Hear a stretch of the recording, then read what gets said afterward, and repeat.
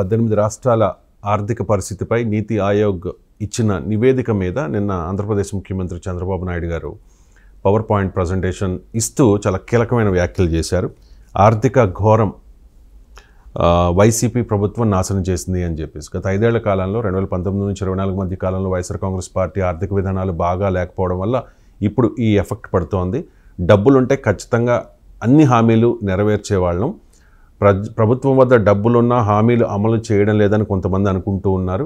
వాళ్ళకి చెప్పాల్సిన అవసరం ఉంది అంటూ కూడా అధికారులకు చెప్పిన పరిస్థితి. దాంతోపాటుగా చాలా కామెంట్స్ చేశారు. తల తాకట్టు పెట్టైనా కూడా హామీలు నెరవేరుస్తామన్నారు. రాష్ట్రాన్ని రుణాల విషవలయంలోకి జగన్మోహన్ రెడ్డి నెట్టేశాడు. ఆ ప్రభావం ఇప్పుడు పడుతోంది అంటూ కూడా కామెంట్ చేసిన పరిస్థితి. మరోవైపు వైఎస్ఆర్ కాంగ్రెస్ పార్టీ నాయకులు ఈ వ్యాఖ్యల్ని ఖండిస్తూ ఉన్నారు. ఈ వ్యాఖ్యలపై అభ్యంతరం వ్యక్తం చేస్తూ ఉన్నారు.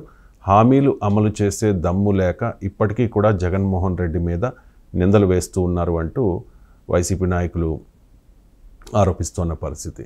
సార్, ప్రొఫెసర్ గారు, ఇప్పటికీ కూడా చాలా హామీలు అమలు కావడం లేదు సూపర్ 6లోవి.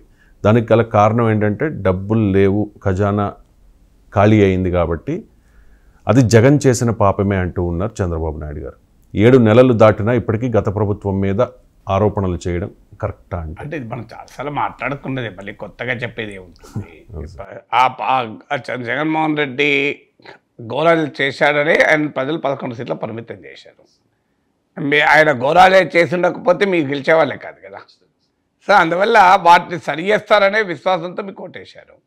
కానీ ఆ ఘోరాల వల్ల మేము ఇప్పటికీ ఏమీ చేయలేకపోతున్నాం అంటే అది ప్రజల తీర్పును మరి మీరు వమ్ము చేసినట్లే. సో నమ్మకాన్ని వమ్ము చేసినట్లే. మీరు జగన్మోహన్ రెడ్డి సంక్షేమ పథకాలపైన ఖర్చు పెట్టాడు. మీరు అంతకన్నా ఎక్కువ ఇస్తామన్నారు కదా. ప్రతి దాన్ని రివైజ్ అండ్ ఎన్లార్జ్ ఎడిషన్. మీరు జగన్మోహన్ రెడ్డి మేనిఫెస్టోలో వాస్తవంగా కొత్తగా యాడ్ చేసింది ఏమీ లేదు, దాదాపు నెగ్లిజిబుల్. కానీ మీరు ప్రతి ఒక్కటి అమ్మఒడి ఆయన ఒక్కరికి ఇస్తే మీరు ఇద్దరికి ఇస్తే ఎంతమందికని ఇస్తామన్నారు. పెన్షన్ మీరు పెంచేస్తామన్నారు. వాలంటీర్లకు ఆయన 5,000 ఇస్తే మీరు 10,000 ఇస్తామన్నారు. మీరు ఇంకా మీరు గ్యాస్ సిలిండర్లు ఇస్తామన్నారు. మీరు మహిళలకు డబ్బులు ఇస్తామన్నారు, అకౌంట్లు ఇస్తామన్నారు. రైతులకు జగన్ ఇచ్చిన దానికన్నా ఎక్కువ ఇస్తామన్నారు. మీరు ఉచిత రవాణా ఇస్తామన్నారు. ప్రతి అంశంలోనూ జగన్ చేసిన దానికన్నా ఎక్కువ చేస్తామన్నారు. నిరుద్యోగ భృతి ఇస్తామన్నారు. మరి ఇప్పుడు ఈ రిపోర్ట్ నీతి ఆయోగ్ రిపోర్ట్లో ఆంధ్రప్రదేశ్ ఎందుకు తప్పు పట్టింది? ఫిస్కల్ డెఫిసిట్, ద్రవ్య లోటు చాలా ఎక్కువ ఉంది అని ఆంధ్రప్రదేశ్ తప్పు పట్టింది. ఆంధ్రప్రదేశ్ తప్పు పట్టడానికి ప్రధానమైన ప్రాతిపదిక ఏంటి? మీరు ఫిస్కల్ డెఫిసిట్ అంటే ఆదాయాన్ని మించి ఖర్చు పెడుతున్నారు అని నీతి ఆయోగ్ నివేదిక ఆంధ్రప్రదేశ్ను విమర్శించింది. సో నీతి ఆయోగ్ నివేదిక విమర్శించిన దానికి ఇది డెవలప్మెంట్ గురించి కాదు ఈ రిపోర్టు. ఈ రిపోర్ట్ డెవలప్మెంట్ గురించి అయితే మీకు ఆశ్చర్యం వేస్తుంది. ఈ రిపోర్ట్లో బెస్ట్ పర్ఫార్మింగ్ స్టేట్ ఏది? ఒరిస్సా. మీరు ఒరిస్సా దేశంలో గొప్ప రాష్ట్రం అని చెప్దామా? పొలంలో వెళ్ళండి, ఒరిస్సా వాళ్ళు కనబడతారు.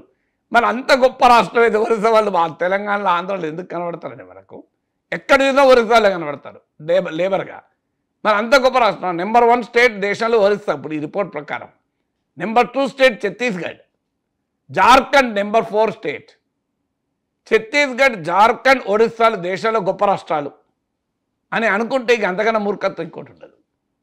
లాస్ట్ స్టేట్స్ ఏంటి? పంజాబ్, ఆంధ్రప్రదేశ్, వెస్ట్ బెంగాల్, కేరళ. కేరళ ఒరిస్సా కన్నా పనికిమాల రాష్ట్రమా? కేరళ ప్రపంచంలోనే కేరళ మోడల్ పొగిడారు కదా. హెల్త్ ఇండికేటర్స్లో, ఎడ్యుకేషన్లో, సోషల్ డెవలప్మెంట్లో, హ్యూమన్ డెవలప్మెంట్లో Kerala leads in the world. America కన్నా బెటర్ ఫర్టిలిటీ రేట్స్ ఉన్న దేశం. చైనా కన్నా బెటర్ ఫిమేల్ లిటరసీ ఉన్న రాష్ట్రం కేరళ. ఇది ఏ economic and human development indicators దేంట్లోనే తీసుకోండి, కేరళ టాప్. తమిళనాడు కన్నా మధ్యప్రదేశ్ బాగుంది అన్నది ఈ రిపోర్టు. తమిళనాడు కన్నా మధ్యప్రదేశ్, ఉత్తరప్రదేశ్ బాగుందని ఒప్పుకుందామా? మీరు చెప్పండి నాకు.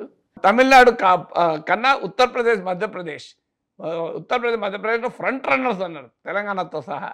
తమిళనాడు వెనుకబడింది. తమిళనాడు ఎంత పెద్ద ఇండస్ట్రియలైజ్ స్టేట్ అది. అందువల్ల ఈ రిపోర్టుకు ఉన్న పరిమితులు ఏంటని అర్థమయ్యడానికి ఒరిస్సా, ఛత్తీస్గఢ్, జార్ఖండ్ టాప్ స్టేట్స్ అని నమ్మితే నాకు అభ్యంతరం లేదు. ఆ రిపోర్ట్లో ఆంధ్రప్రదేశ్ లాస్ట్ అన్నారు. తమిళనాడు, ఉత్తరప్రదేశ్, మధ్యప్రదేశ్ కన్నా వెనుకబడిన రాష్ట్రాలు లోయర్ ర్యాంక్ ఇచ్చారు. కేరళ మీకు ఛత్తీస్గఢ్, ఒరిస్సా కన్నా వెనుకబడిందని అంటే ఈ దేశంలో కేరళను, ఛత్తీస్గఢ్ను మనం ఆదర్శంగా ఒరిస్సాను, ఛత్తీస్గఢ్ ఆదర్శంగా తీసుకుంటాయా ఏ రాష్ట్రమైనా? చంద్రబాబు నాయుడు చెప్పమనండి, నాకు ఆదర్శం ఒరిస్సా, నాకు ఆదర్శం ఛత్తీస్గఢ్, నాకు ఆదర్శం జార్ఖండ్ అనగలడా? మీకు మీరు చంద్రబాబు నాయుడు అనలేడు కదా. మరి తమిళనాడు, కేరళను ఉదాహరణ ఇస్తారు డెవలప్మెంట్కు, గుజరాత్, మహారాష్ట్రాన్ని ఇస్తారు తప్ప ఛత్తీస్గఢ్, ఒరిస్సా, జార్ఖండ్ అయితే చంద్రబాబు నాయుడు కూడా ఇవ్వడు. ఏదో ఒక డెవలప్మెంట్, ఇప్పుడు మహారాష్ట్ర ఉంది, మీకు గుజరాత్ ఉంది, ఎకనామిక్ డెవలప్మెంట్లో వాళ్ళు టాప్లో ఉంటారు, ఇండస్ట్రియల్ డెవలప్మెంట్లో. కేరళ, తమిళనాడు ఉంది, ఇది హ్యూమన్ డెవలప్మెంట్లో టాప్లో ఉంటారు. తమిళనాడు ఈవెన్ ఇండస్ట్రియల్ డెవలప్మెంట్లో కూడా టాప్ స్టేట్. దేశంలో టాప్ ఇండస్ట్రియల్ స్టేట్స్ ఏవి అంటే Gujarat, Maharashtra, Tamil Nadu. Top agriculturally developed states ఏంటి? పంజాబ్, హర్యానా. ఈ రిపోర్ట్ ప్రకారం పంజాబ్, హర్యానా పనికిమాలిన రాష్ట్రాలు. టాప్ హ్యూమన్ డెవలప్మెంట్లో టాప్ స్టేట్ ఏదంటే కేరళ. ఈ రిపోర్ట్ ప్రకారం కేరళ పనికిమాలిన రాష్ట్రం. ఈ రిపోర్ట్ ప్రకారం best performing state Odisha, number 1. ఒప్పుకుందామా? మరి ఒరిస్సా, ఆంధ్రప్రదేశ్కి ఒరిస్సా ఆదర్శమా? ఆంధ్రప్రదేశ్కు ఛత్తీస్గఢ్ ఆదర్శమా? ఆంధ్రప్రదేశ్, జార్ఖండ్ ఆదర్శమా? అందువల్ల మొదలు ఈ రిపోర్ట్ మనకు అర్థం కావాల్సింది, this report doesn't talk about development. ఈ రిపోర్టు ఫిజికల్ హెల్త్ గురించి మాట్లాడుతుంది. ఫిజికల్ హెల్త్ అంటే ఏంటిది? మీకు ఉదాహరణకు మీకు ఒక తండ్రి, ఒక పేరెంట్, ఒక ఫ్యామిలీలో 10,000 రూపాయల ఆదాయం ఉంది. ఒక పూట అన్నం పెడతాడు, ఒక పూట పెట్టడు, సరిగా బట్టలు కొనియడు. 10,000లో 8,000 ఖర్చు చేస్తాడు, ఇంకో 2,000 మిగిలించుకుంటాడు. పిల్లలు కూడా స్కూల్లో వేయడు, ఏదో కష్టపడి బతికిస్తాడు. ఇంకో అతను 1,00,000 రూపాయలు జీతం ఉంది, 1,10,000 అప్పు చేస్తాడు. ఇంకో 10,000తో పిల్లల్ని చదివించుకుంటాడు ఐఐటీలో. ఇంకో 10,000 కూడా అప్పు చేసి ఇల్లు కడతాడు, 1,20,000.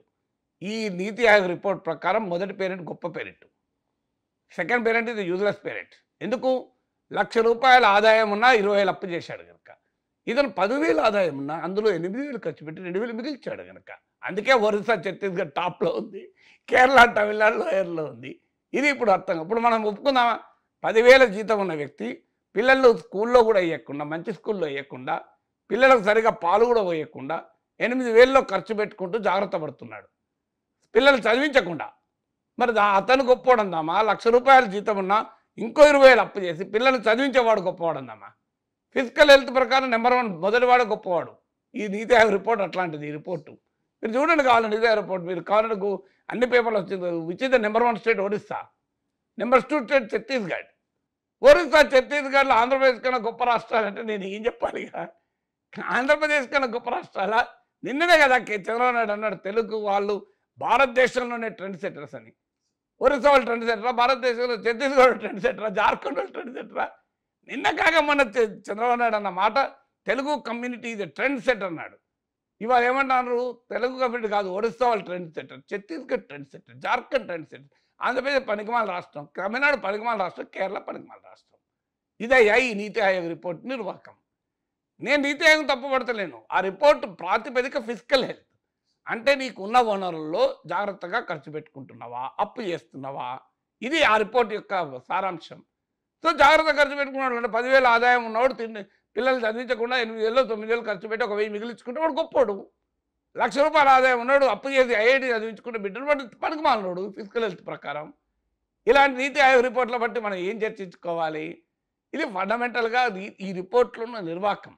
ఎస్, స్టిల్ నిజమే, చంద్రబాబు నాయుడు చెప్పిన దాంట్లో పాయింట్ ఉంది, ఖచ్చితంగా పాయింట్ ఉంది. Debt to expend GDP ratio Jagan టైంలో పెరిగింది, అనుమానం లేదు. మీరు 2019 నేను ఒక వీడియోలో కూడా నా ఛానల్లో ఉంటుంది, మీరు చూడండి. రకరకాల బిజినెస్ స్టాండర్డ్లో వచ్చిన డేటా ఆధారంగా నేను ఒక వీడియోలో ఆ వీడియోలో కూడా చెప్పాను. 2014-19కు 2019-24 కలిపితే డెట్ టు జీడిపి రేషియో అంటే జీడిపిలో భాగంగా అప్పుల భారం చూస్తే జగన్మోహన్ రెడ్డి కాలంలో ఎక్కువ ఉంది, అనుమానం లేదు. క్యాపిటల్ ఎక్స్పెండిచర్ జగన్మోహన్ రెడ్డి కాలంలో తక్కువ ఉంది, అది కూడా డౌట్ లేదు. కారణం ఏంటి? జగన్మోహన్ రెడ్డి అభివృద్ధి పైన ఖర్చు పెట్టకుండా సంక్షేమ పథకాలపైన ఖర్చు పెట్టాడు. ఇది జగన్మోహన్ రెడ్డి చేసినటువంటి యొక్క పబ్లిక్ పాలసీలో లోపం. ఆ విషయంలో చంద్రబాబు నాయుడు అనేది కరెక్ట్, దాంట్లో ఏం డౌట్ లేదు.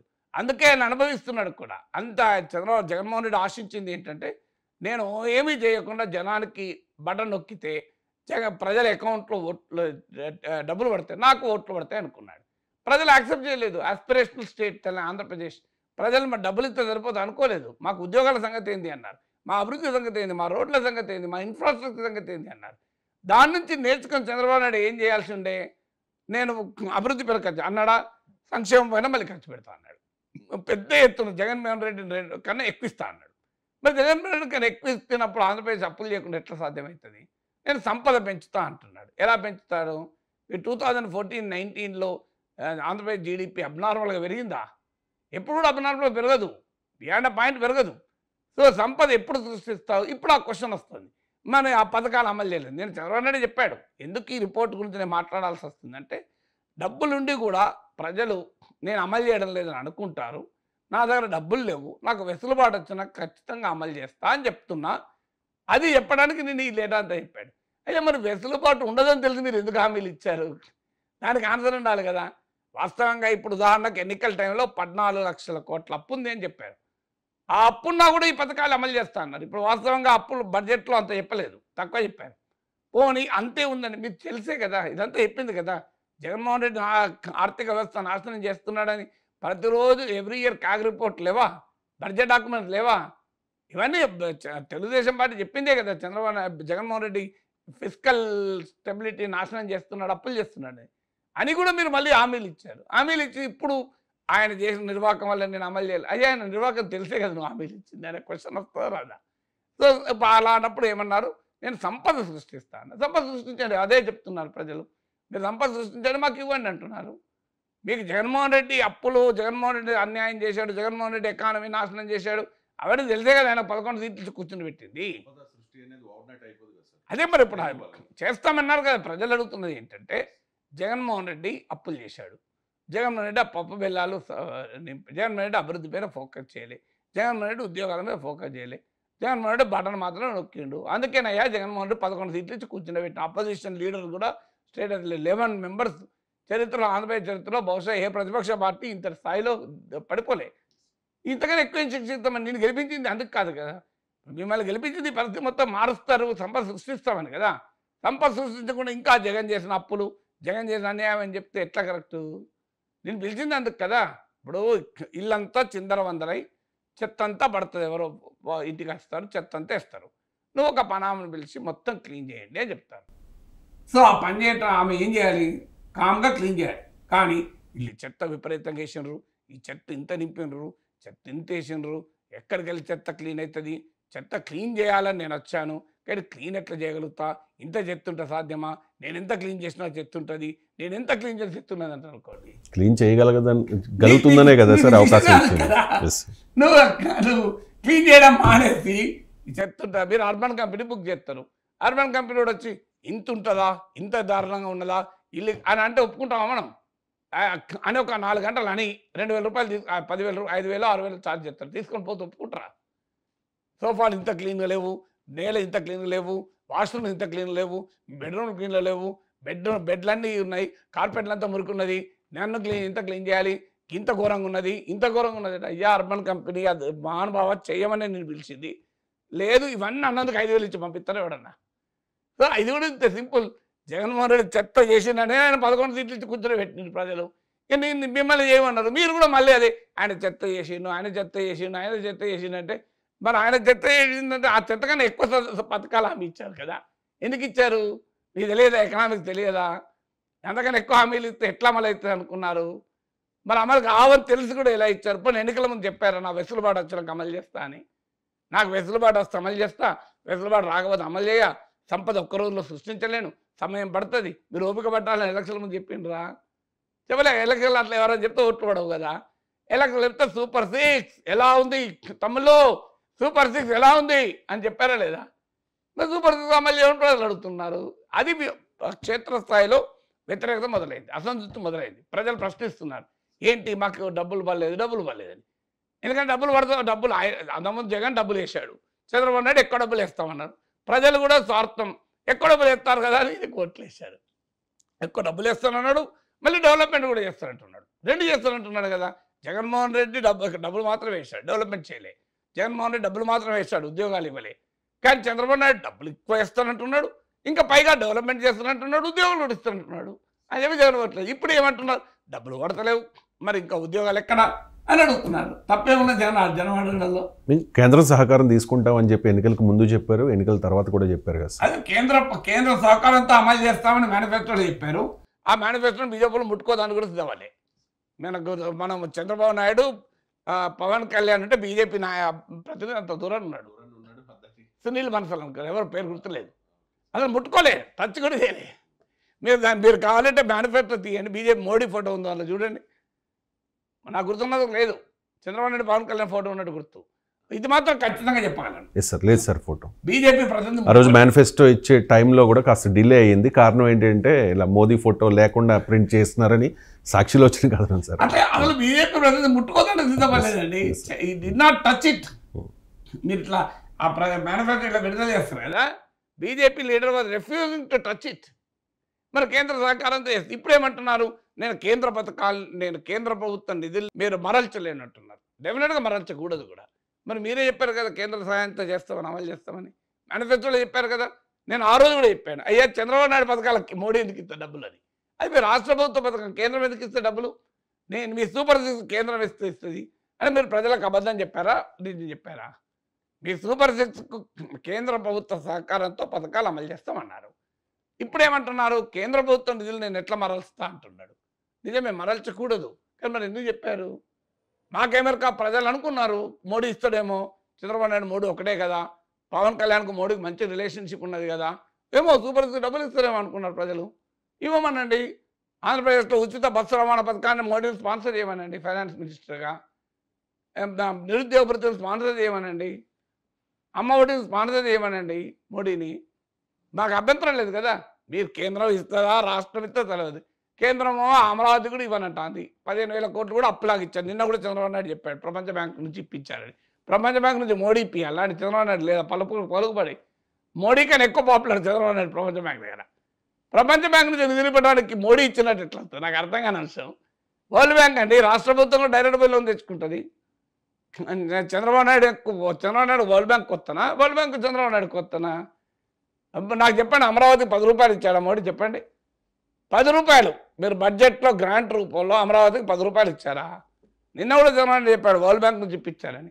పోలవరం నిధులు, అరే పోలవరం జాతీయ ప్రాజెక్ట్, నిధులు ఇచ్చేది వాళ్ళు నిర్వహించాలి అని పనే కాదు కదా. మీరు ఆంధ్రప్రదేశ్ ప్రభుత్వం అనవసరంగా దాన్ని తీసుకున్నది, ఎత్తున పెట్టుకున్నది. మేము నిర్మించి రీఎంబర్స్మెంట్ చేసుకుంటామని. అది మీకు సంబంధమే లేదు. పార్లమెంట్ చట్టంలో 100% నిధులు కేంద్ర ప్రభుత్వం ఇవ్వాలి, కేంద్రమే పెట్టాలి, నిర్మించాలి. మీరు అనవసరంగా తీసుకున్నారు దాన్ని, ఇంకా వేగంగా అమలు చేస్తామని. సెంట్రల్ గవర్నమెంట్ వదిలేయాల్సి ఉండే, వదిలేయలేదు. ఇప్పటికి కూడా వదిలేయలేదు. పోలవరం నిధులు ఇచ్చిన పోలవరం వాళ్ళ పనే కదా. పోలవరం నిధులు ఇచ్చిన ఏమనే సంబంధం ఎక్కడిది? పోలవరం కేంద్ర ప్రాజెక్టు, కేంద్రమే నిర్మిస్తుంది. జాతీయ రహదారులకు కేంద్రం నిధులు ఇచ్చింది అంటామా మనం? జాతీయ రహదారులు కేంద్రమే నిర్మిస్తుంది. జాతీయ రహదారులకు కేంద్రం నిధులు ఇచ్చిందని అనం కదా. ఫండమెంటల్ పాయింట్, కేంద్ర ప్రభుత్వం డబ్బులు ఇస్తుంది, మీరు సూపర్ సిక్స్ అమలు చేస్తామని చెప్పారు. ఇప్పుడు కేంద్రం డబ్బులు ఇవ్వదు. కేంద్రం అమరావతికి ఇవ్వడం లేదు. సూపర్ సిక్స్ ఏడు కలిస్తే చెప్పండి.